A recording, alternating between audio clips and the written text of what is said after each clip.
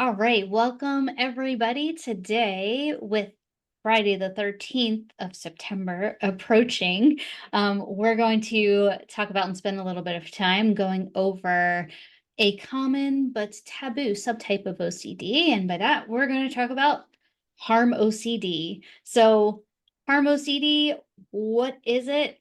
It's a subtype of OCD where the obsessions are primarily focused on harm, either coming to self, coming to others, and the harm can really be intentional or accidental in terms of the fear.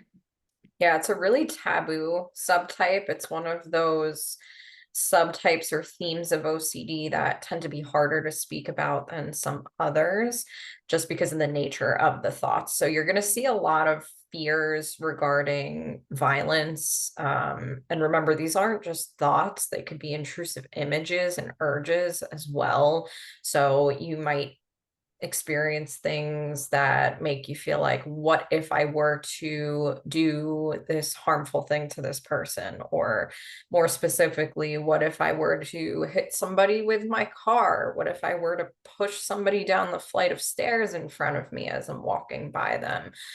Those are pretty common examples of OCD symptoms that we'll hear all the time. Fear of losing control, fear of snapping, that's another one that can be triggered by even things like watching certain movies like serial killers or hearing stories about people with very significant mental health conditions where they're struggling with psychosis, and other things can be a trigger for these fears. Any other ones you can think of, Danielle?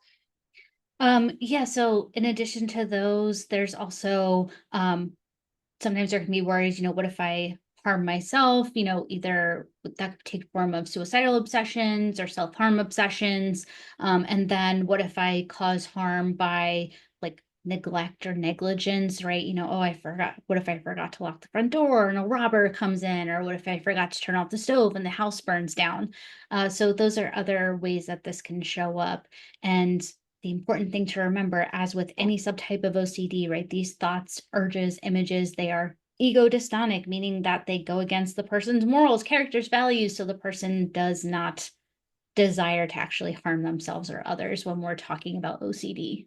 Totally. In fact, arguably, the people who experience this subtype of OCD are going to be the last people in a crowd of people that are ever going to do something harmful to somebody else. So it's really important to keep that in mind. Just because the thought is there, the urge, the image, whatever the case may be, when we're talking about OCD, like Danielle said, it's ego dystonic. It's the opposite of that person's values.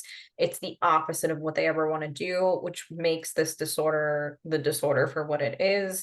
It's the doubting disorder. It gets you to believe the opposite of who you are. And then we change our behavior, unfortunately, because of those experiences. And then they end up aligning with the fear. So you're going to see people engage in different kinds of compulsions around these types of thoughts, where they may avoid going places or doing things because they're so fearful that they could hurt somebody or do something harmful. Or even, what if I'm a bad person and I don't realize it? So let me distance myself from my friends, my family. That way I can prevent any possible harm, even though the possibility is not the probability for that individual. Mhm. Yeah, exactly. Other compulsions that we might see to try to ward off and get rid of the distress or the discomfort from these scary, really distressing thoughts.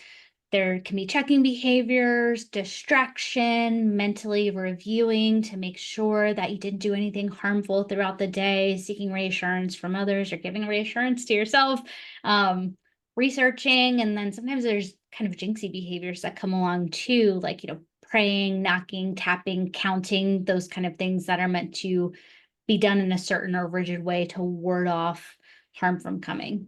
Definitely. And even the comparing and contrasting. So, this is something I've worked with a lot, and Danielle, I'm sure you have as well, where the individuals kind of comparing themselves to these even non-real characters. Like I mentioned before, watching horror movies or movies about serial killers or even documentaries about real people in real life who've done horrible things, and comparing yourself to that person to say, here's the evidence that I'm not like them, or oh, my OCD said there's like this one trait we have in common. We have the same color hair, or I own the same shirt that person's wearing in that movie or documentary. That must mean that I'm like them.